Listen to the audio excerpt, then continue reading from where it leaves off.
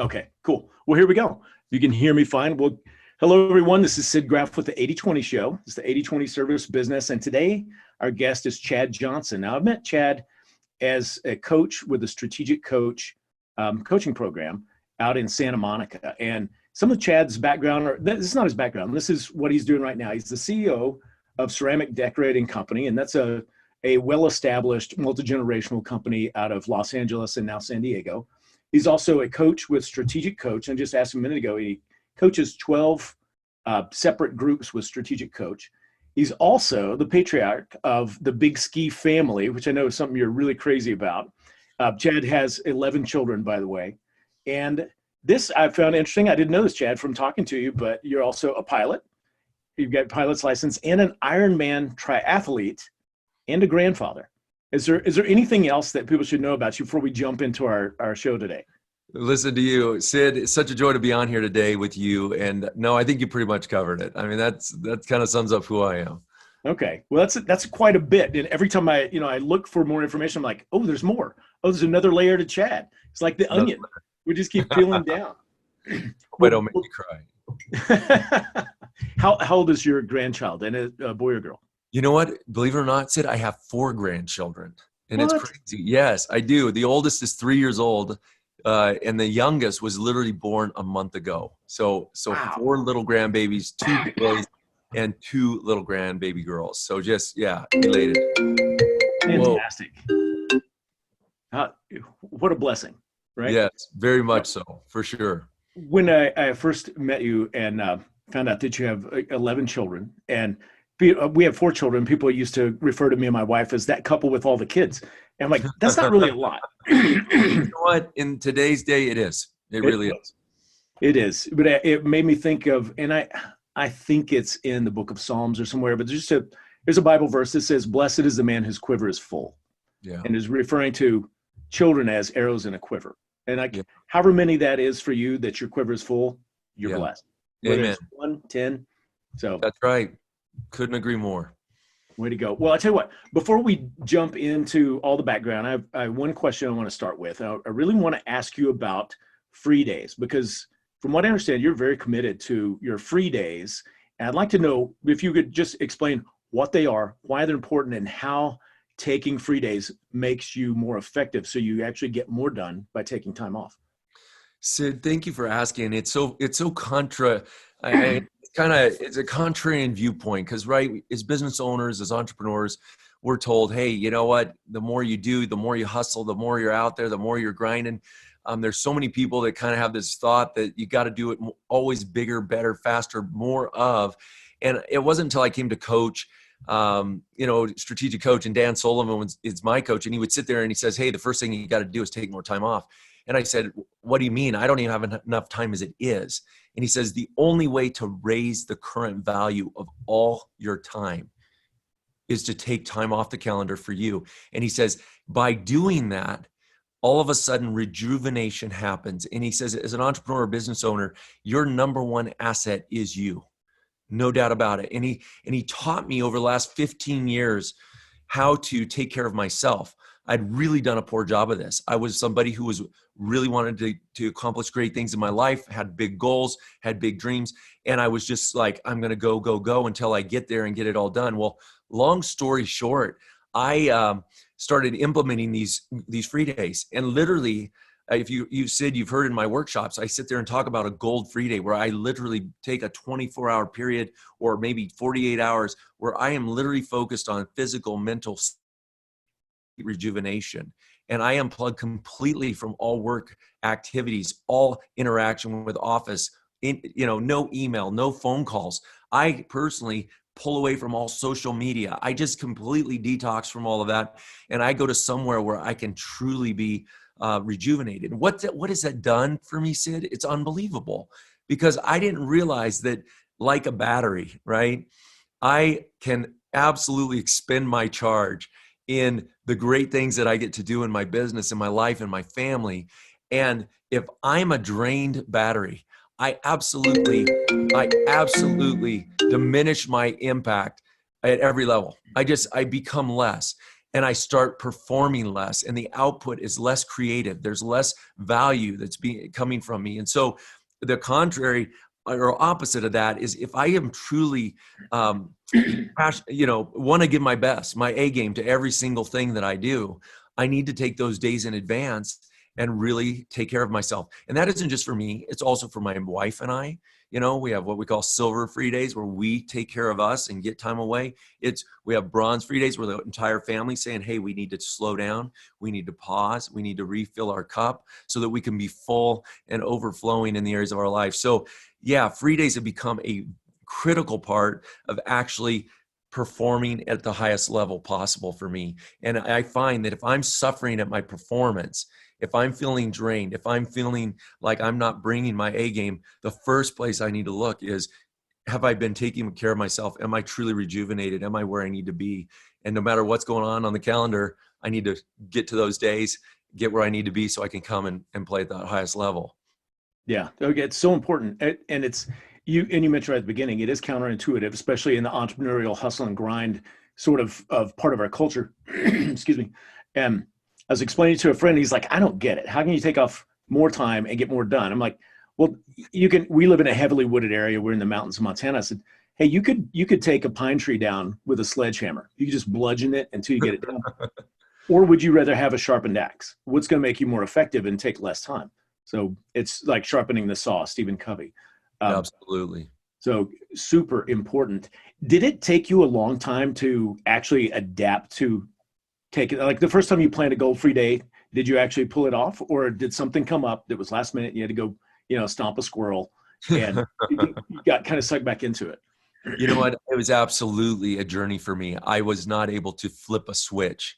And I don't think most people who have had a pattern of kind of going all the time would find it very challenging as I did. And I did get sucked back in. In fact, the first free days that I scheduled looked nothing like what my free days are now. They were not even a shadow, because I literally found that I left my phone, first of all, with me, because I was like, well, if it's an emergency, yeah, I'm going to be, what's going to happen if the place burns down, all those things, and sure enough, people were still bombing me with emails. People were bombing me with texts.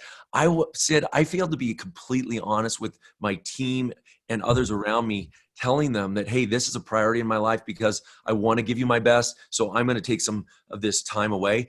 And once I did that, I really raised the level of those games. But it was a journey. I had to learn how to rejuvenate. I learned how to unplug, learn how to create a community that honored that and respected that, both for me and for the people in my world.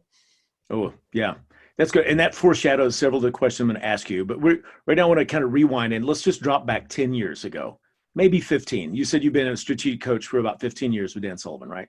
Yes, sir. So go back to that time. And what were you doing before CEO of Ceramic Coatings, and how did you get there? And how did you get to where now you have free days and clear focus and a team that supports you? You know what? It's a really fun journey, because I was a ski bum.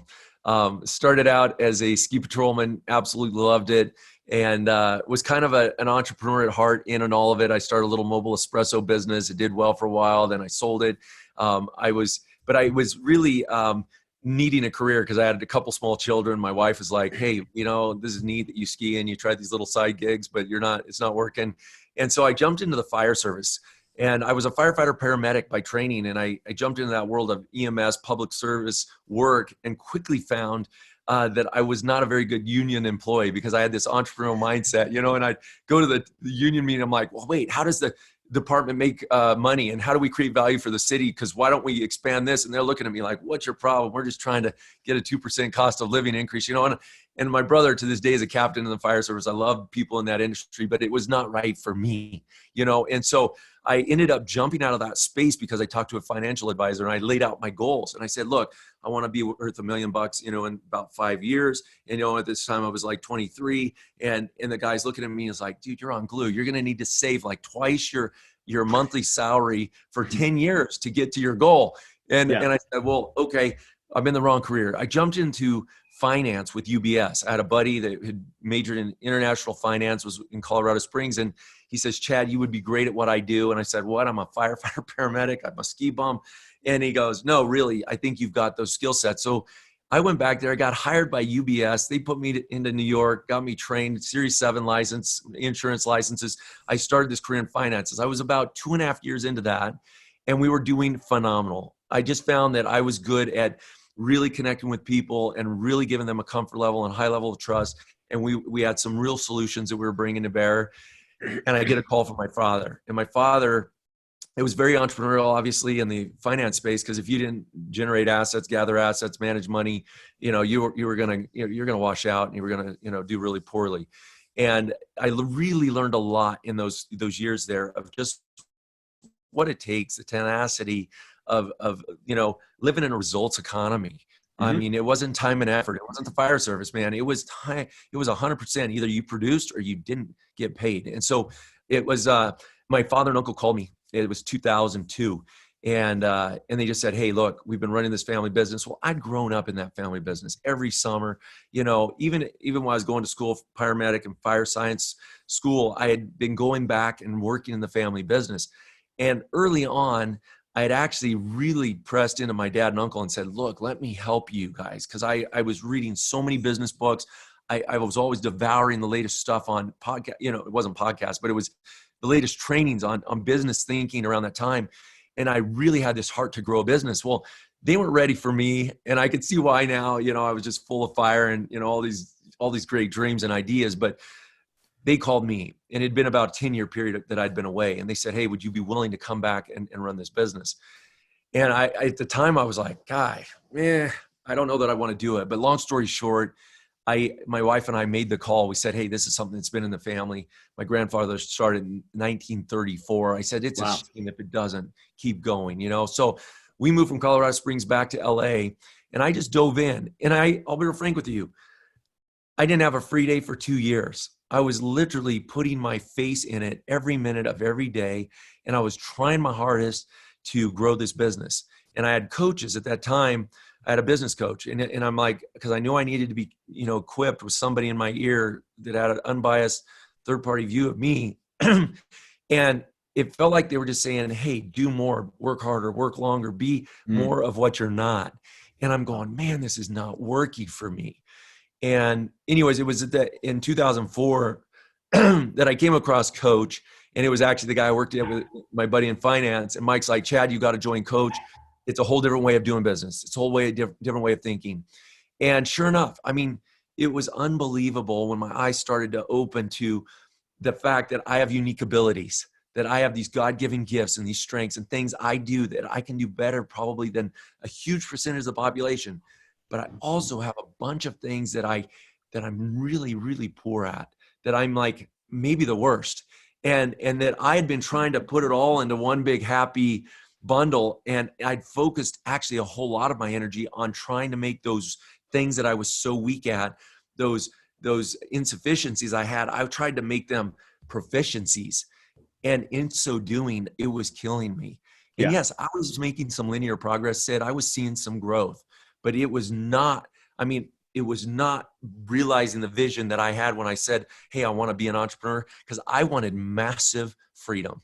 I mean, that was the defining word for me as an entrepreneur. I didn't want to be a slave to the clock, to other people's expectations, to a world of just constant, people demanding things of me. I really wanted to create a world that had tons of time freedom, that had money freedom, so that I could pour into the relationships and the other things that are very important in my life. And so I just started to see that powerful shift. And so, my journey to becoming an entrepreneur was that. Okay. Well, you mentioned a couple things in there that I want to dig on a little bit. Excuse me. One is you talked about you spent a lot of time, or maybe too much time, trying to strengthen your weaknesses. But when you focused on your unique ability, when you discovered and found out your unique ability, then that was like, in my world, I could say that's an 80-20 lever. When you find out what you're really good at, what you're meant to do, and you do that so well, better than anybody else, that's when you really see great results. Whereas if you try to strengthen a weakness, you end up with a mediocre at best. So how did you, excuse me, give me just a second here. Yeah, no problem. How did you discover your unique ability? Was that through coach, or is it something you started naturally coming across? And then how do you build a support team around that so that you can focus on things that you're exquisite at, and then all the stuff that you kind of suck at, somebody else can do a lot better than you? How do you build that team? Wow. I'll tell you what, I came to this is such a powerful concept, Sid. And I think if there's one thing an entrepreneur business owner can get a grip around, if they can find this, it changes everything. It is one of those 80-20 levers. It literally just can catapult you into a different space. And that's really what I saw in my business journey. Coach was the one that introduced me to the concept of unique ability. They really helped me unwrap that by focusing on a couple resources. If you haven't done a Kolbe A profile, I think it's a wonderful step in the process. If you haven't done your Clifton strength finder, come up with your top 5 strengths. I think that's a huge, again, lever to getting closer to your unique ability. If you haven't done a disc profile or something like that, that gives you another third dimension of, and each one of these serves you in a powerful way. There's another profile I absolutely love. It's called the print profile. And it is another, again, it helps you uncover your unconscious motivators, it's called. And I could be more than happy to, direct you in that way. But these resources kind of started to help me, you mentioned peel back the onion, right? Of unique ability, because it's not something you sit down and in 20 minutes go, oh, well, wait, here's my unique ability. It is a journey of discovery that starts with really this awareness of the fact that, hey, there's some things I'm really, really great at. And there's 4 things that at Coach we talk about that help really delineate. And one is, are you super passionate about it? Passion being that, like, what fires you up? It gives you this just incredible joy to be in that work, right? And so we look at passion as the first one. Second thing, superior skill. Is it something that you're great at, that you absolutely, again, just keep increasing your performance, and people look at you and go, Sid, you're so good at this. Man, what is with you? And you're like, well, it actually is something I just love to do, and it comes pretty easy for me. Third, it gives you energy. It actually like fires you up, and it fuels you when you do that. You're in the zone, you're in flow. So if people, entrepreneurs, start paying attention to their workload, and they start going, hey, I just came out of that meeting, or I just came out of this work time, this focused work project, and I loved what I was doing. I was so locked in, and I could do that for hours. Yeah, pay attention to that. That's very likely unique ability. The 4th thing we talk about is there's never ending improvement, meaning you literally are the guy that's signing up for the course still. You're still, you find a buddy and you want to talk about it, and you see somebody who's good at it, and you just go to them immediately and you start saying, hey, talk to me. I want to learn from you. You're listening to the podcast, you're growing in it. Okay. So if those 4 elements are present, it's a real good chance that is connected to your unique ability. One other thing we do, Sid, and there's a great resource. I will say this.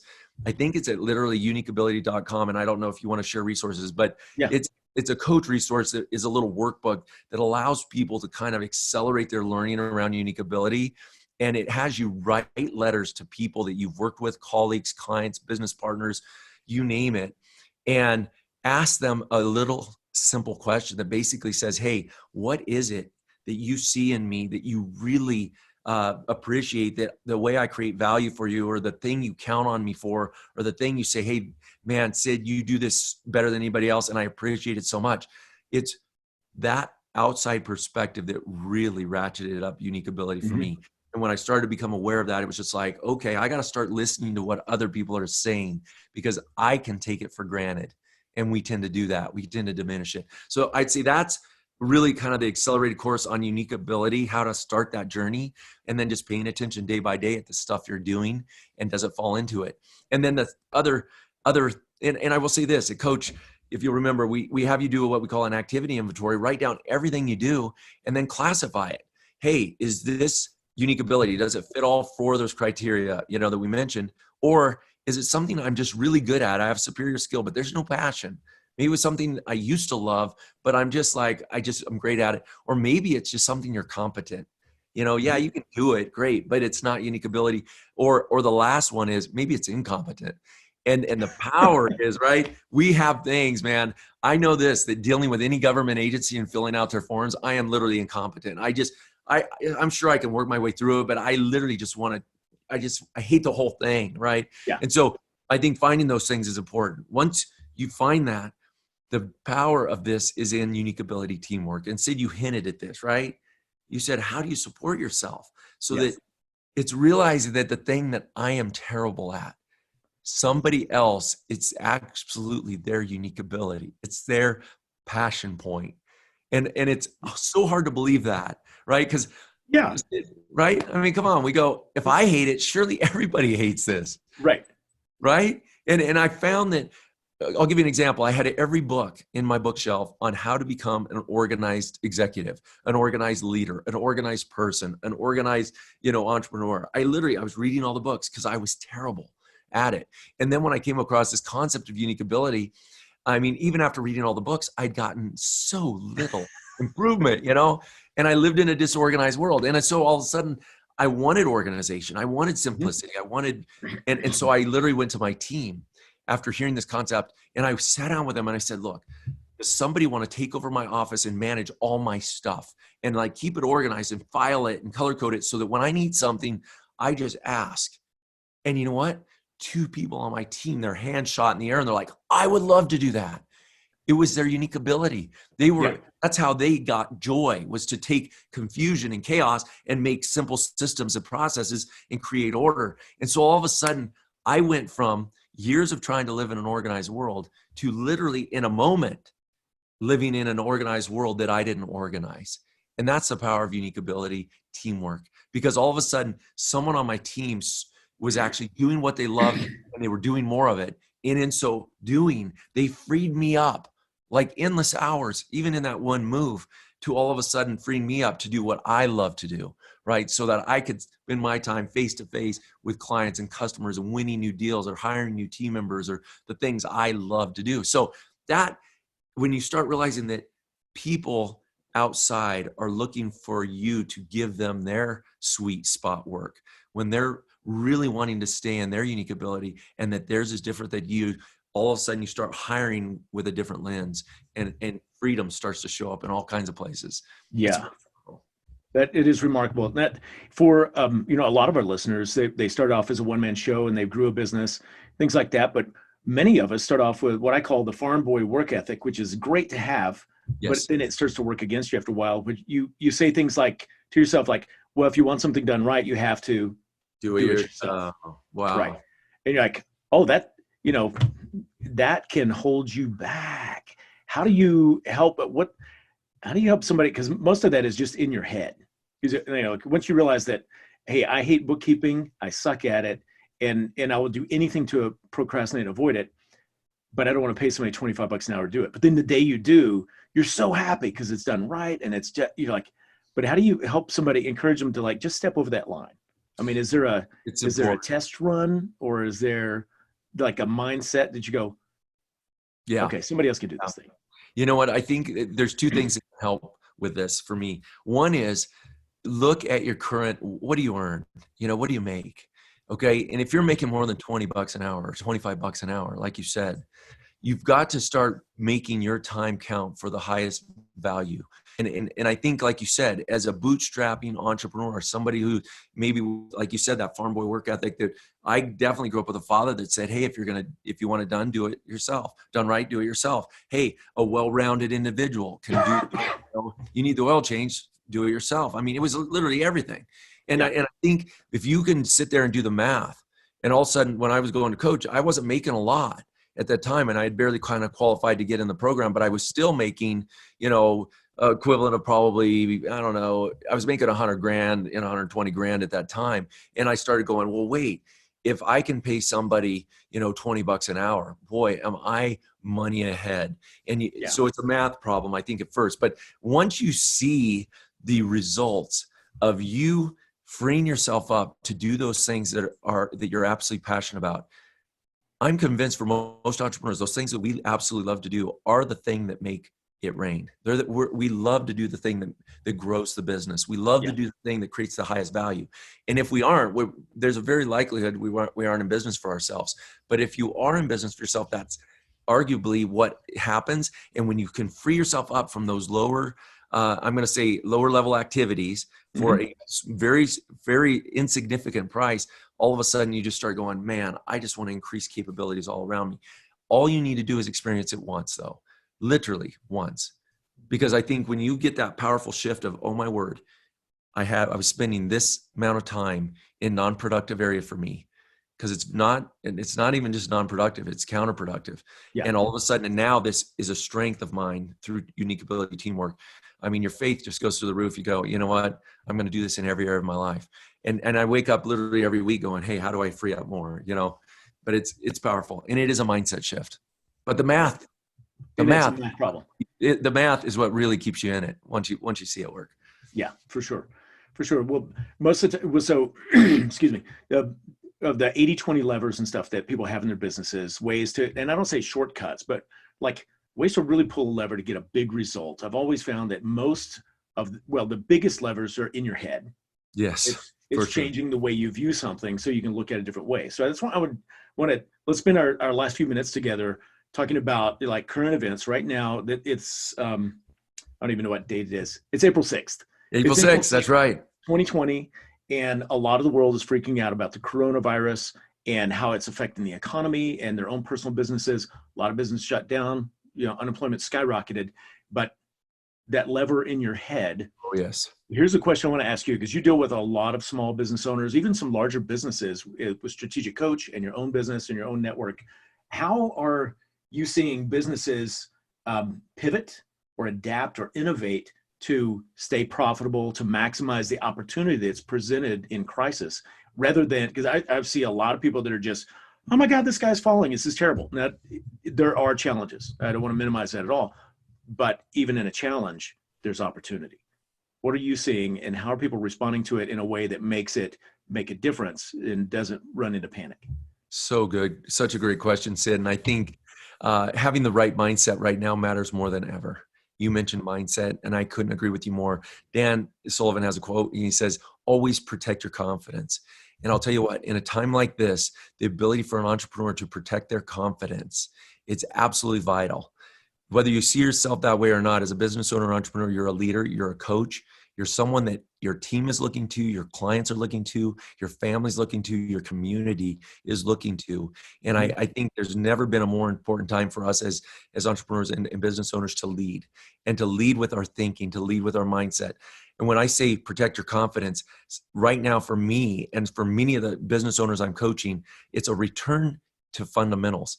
It's really a return to some simple basics. What is it that keeps you in your A game? And starts with very personal stuff. Hey, what are my morning routines? What are my habits? Some of these things get thrown off because people's work environments and workspaces are changing. And so a return to those fundamentals of, hey, diet, exercise, prayer, scripture, meditation. What is it? Planning your day in advance. All those basic fundamentals keep you confident, keep you in your A game. The second thing is, I think, seeing this as, this is happening for me. This isn't happening to me. Oh, that's huge. We're not victims here. Yes. For entrepreneurs and business owners, this is how and why is this happening for me and not to me? And what does this make possible? Okay. This is a new opportunity. There was an earthquake out in the ocean, so to speak, with this, what's going on right now. And the wave is coming, is coming. The wave is coming. It's a massive change. I'm feeling it in my business right now in big time ways. But guess what? This wave is coming, and you can either be washed over by the wave and get really impacted by it, or you can surf it.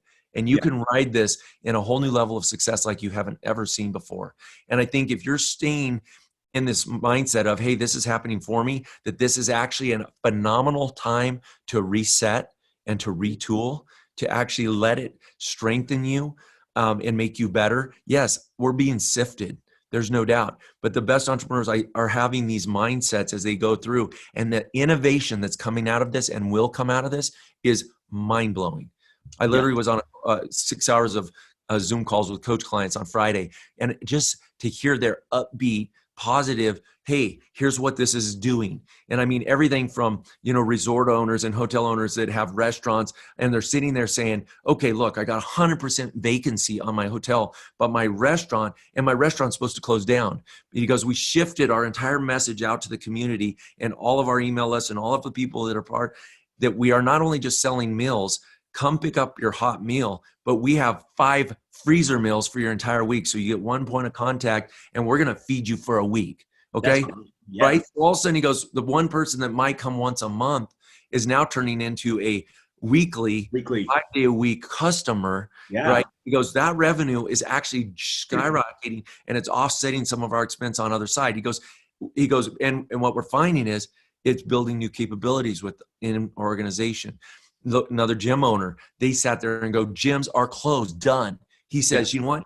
I want every single piece of equipment in this gym out of this building.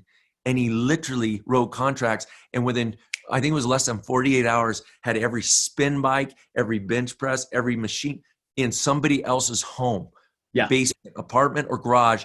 And then was live streaming them into Zoom calls like this and doing his coaching. And he goes, my business is never going to be the same. I can scale this times whatever. Yeah. He goes, I was limited to my little space. And he goes, my spin classes were full. This was all full. Now, all of a sudden he goes, I'm actually ordering new equipment because I have such a backlog of people who want it in their home. And I'm like, so again, these are small businesses. They're just kind of going, hey, I'm going to think totally differently. Right. And we're seeing it at all levels. We're seeing little mom and pop shop owners that have put off doing social media. They've done no online work. All of a sudden, they're working with clients to build Shopify sites and they're going e-commerce. Because guess what? Everybody is mastering e-commerce right now. Retail, brick and mortar is going to be a different world, I think, going forward. So we're just seeing a lot of really powerful pivots right now. And I think if you look right now, you've also been given a massive windfall of time. Okay. Mm-hmm. I sit there and go, all the travel, I was going to be on planes to Chicago, to LA, to go here, go there, all these meetings and conferences, and everything got cleared out. And so we've actually, for entrepreneurs, time is our most limited resource and it's our most valuable asset. So for the opportunity to create leadership, creativity, and to really make something innovative now is the best time ever. So those are some of the things I think that are showing up, Sid. Yeah. So you're telling me right now with extra time that instead of binge watching everything on Netflix, you could actually improve yourself? That's right. It's bizarre, but yeah, I'm convinced that the Netflix and chill, that works for certain parts of the population, but for us as business owners, it's incumbent upon us because we're going to be the ones that, again, create the opportunities for those coming out of this. There's going to be unemployment's going through the roof. We have no doubt that a lot of people are going to need a lot of help and a lot of support coming out of this. And I am convinced that entrepreneurs or the value creators are going to lay that foundation. So I think we have more work to do than ever. It's just a different kind of work. Yeah. Well, let me ask you maybe a specific question, but your business with the ceramic coatings is more brick and mortar and it's manufacturing. And, in a scenario like that, what kind of pivot or things can you see where you can, because like we have a window cleaning company, we can't do that virtually online by Zoom. No, you can't. So what can we do? But that's right. Well, brick and mortar stuff. The restaurant and hotel and resort example is fantastic, and the gym too. Yeah. What about our manufacturing guys? Manufacturing guys, service guys. Here's where I'm going, and what it's so funny you say that. My son's in window washing, and here's what So I'm coaching on two sides, and him right now. My business, I pivoted. We were doing a lot of high-end cosmetics, okay, and CBD oil products, and we were doing wine and some beverage. We also do specialty food, and we do food and dairy. Well, I've just put the message out big time because dairies all of a sudden can't keep up for whatever reason. Everybody's making these runs on food, and it'll be interesting to see where it mellows out. But right now, food is essential, and so I've just targeted all of our marketing, all my LinkedIn messaging, all my stuff that I'm doing from a marketing standpoint to those that actually are essential and that we can support. I will say this too, Sid. I've had to let go of people. Okay, Friday, I let go over 20 employees that have been with me for a long time. It makes me sick. Okay, And so this is hitting me in a very real way, but we're doing everything we can to not only stabilize, but build a foundation and be creative in our approach of how we're going to, find ways to do this. So and again, I think we've done what we need to do to keep it healthy and bring us back on the other side, but it requires that pivoting and willingness to do those hard things as well. On the window cleaning side, it's interesting, but say a service business like that, right now, a lot of people are in their homes. They're looking at their dirty windows. Maybe they've been busy. Right now, the cash flow crunch has not hit most people. It's coming right now in the next week or two or three as unemployment starts to show up for a lot of people. But maybe a lot of window people that are doing residential, at least, they're still have their resources. I told my son, offer a special on outdoor only because they don't want you in their home. Offer a special on outdoor only, because, hey, you still want to see, and you've got these winter windows that have been trashed by the rain and the snow. So if you're spending time in your house, at least have a great view. And it's weird because he actually did some of this marketing and he's seeing some busyness last week that he was like, man, I thought it was going to be a lot deader than it is. Yeah. So I think we have to just put ourselves in the position of where is my spot to kind of scratch and itch. And I'll be real frank with you. There are some businesses right now that just literally are just shuttered.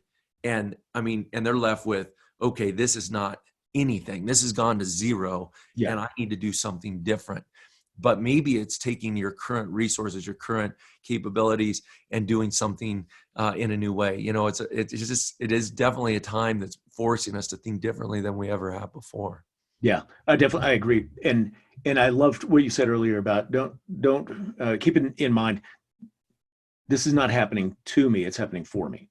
It's like having a mindset to respond because it's like, the old analogy of sailing is like the wind is blowing one direction and you can decide what to do with it. You can go this way or that way. The wind is the same for everyone. The set of your sails makes a difference on where you go. So good. So I tell you what, I could just keep going. I'm having a ton of fun. And I literally have about 15 more questions, but our time is done. So was there anything else that you would like to, whether it's sharing some wisdom or an idea or a mindset that would be helpful in this time or in the bigger picture, a principle that never changes?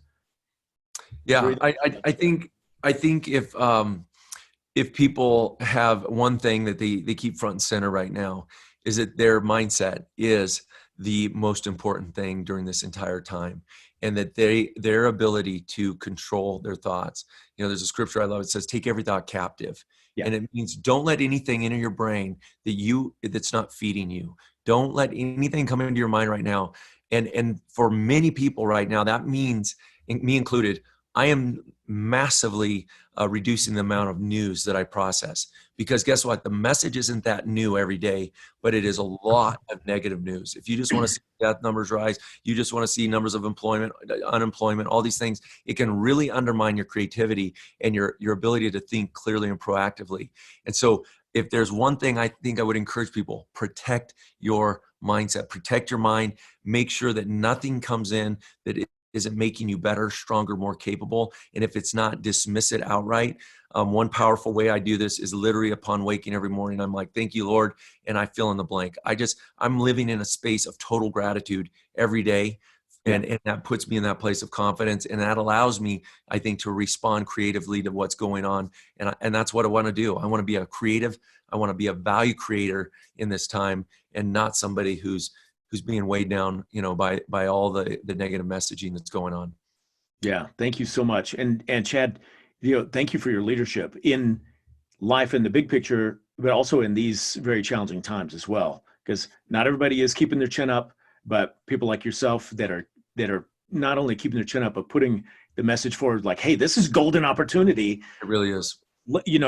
Let's make the most of it. Let's make the world a better place because of it. So thank you very much. And thank you for spending time with us. If people that listen, if our listeners and friends would like to get to know more about you or follow you or something, do you have a resource for that? Absolutely. I would just say they could go over to Instagram at the Big Ski Family and check along with our crazy big family, or at the Giant 5 Guy, and that's a number 5, at the Giant 5 Guy on Instagram, or just I'm doing more on Facebook now as well. Chad Johnson there from Bend, Oregon on Facebook, and just kind of doing some weekly messages and trying to really put out, again, positive, uplifting, encouraging, useful content for entrepreneurs during the season. Okay. Well, thank you so very much. Thanks for spending your time with me and with our audience. I really appreciate it. Appreciate you, Sid. You're a champ, and thank you for what you're doing, and keep it up. Right on. Thanks. Thanks. All right. Hang tight.